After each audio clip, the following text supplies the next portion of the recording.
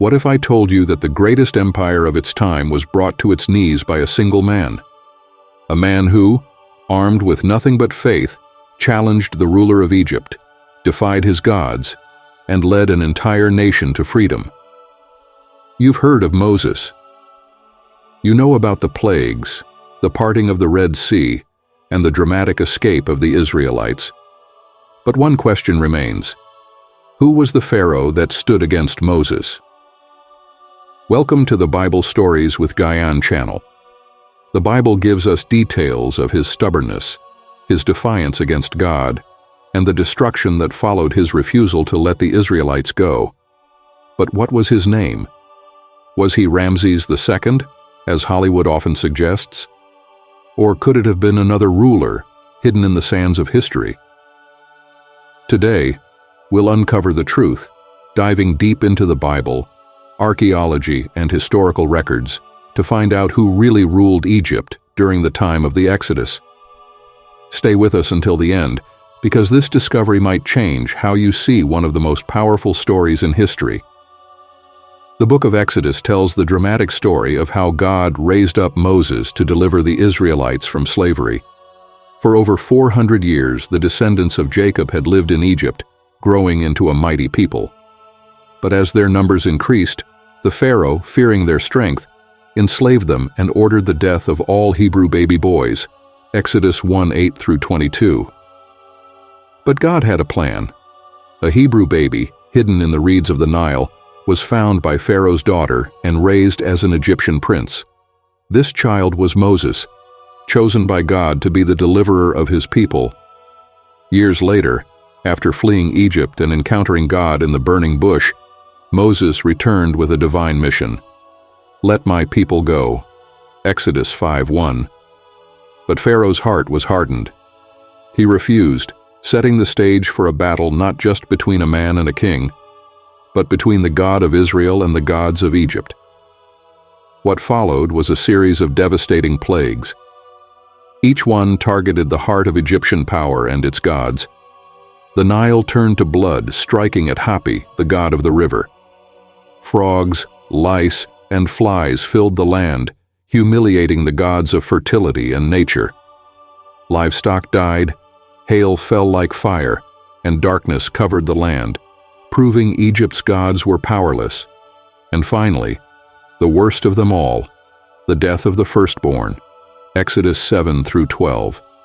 Only then did Pharaoh, shattered and broken, finally release the Israelites. But his pride wasn't finished.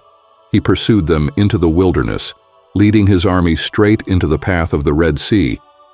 And there, in one of the most famous miracles of the Bible, the waters parted, allowing the Israelites to escape, while the Egyptian army was swallowed by the sea, Exodus 14:21-28. The Bible never mentions Pharaoh's name, but historical clues might tell us who he was. For years, many believed the Pharaoh of the Exodus was Ramses II, the mighty ruler of the 19th dynasty. Movies and documentaries often reinforce this idea. But there's a problem. The timeline doesn't fit. The Bible suggests that the Exodus happened around 1446 BC, 1 Kings 6:1.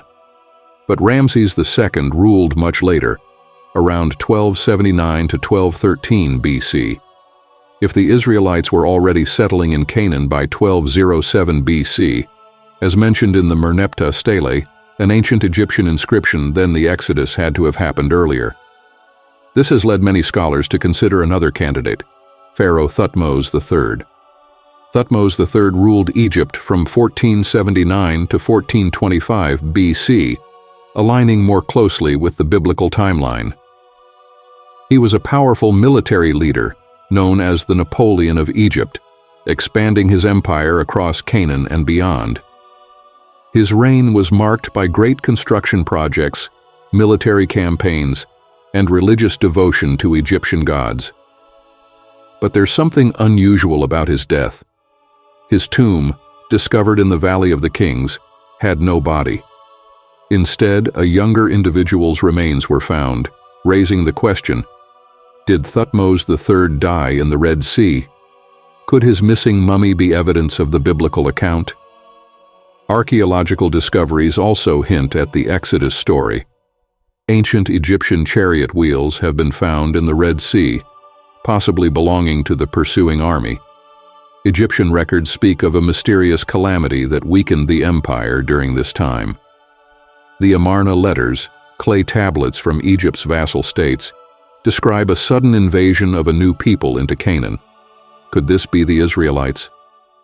These clues suggest that Thutmose III, not Ramses II, may have been the ruler who defied God and faced divine judgment. At its core, the story of Moses and Pharaoh is about something far greater than just a historical mystery.